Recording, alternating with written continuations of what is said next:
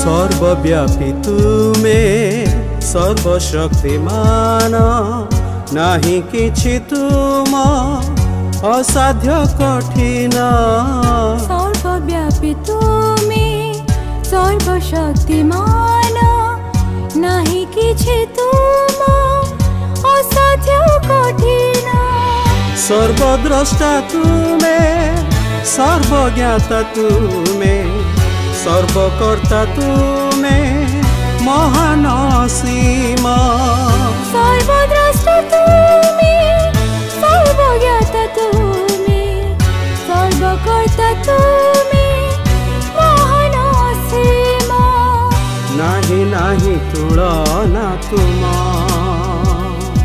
कि देई करिबु तुम आराधना सबु ताई तुम सरजना।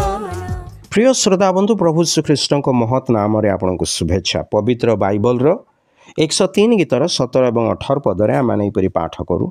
मात्र सदा प्रभु को दया अनादि कालरू अनंत काल पर्यंत आपण भयकारी मानक प्रति थाए और से मानक प्रति ताहांकर धर्म पुत्र पौत्रादि क्रमे थाए।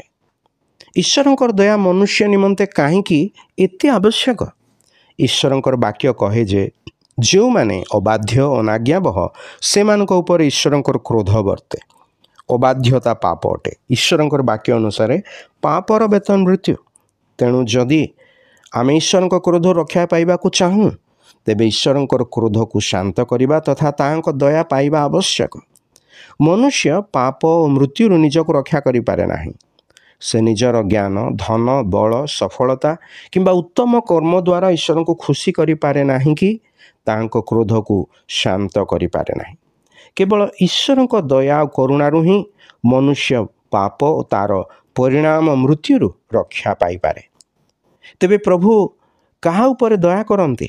गीत रचक कहते ईश्वरंकर दया जुगानुजुग ताहांक भयकारी मानक ठारे थाए।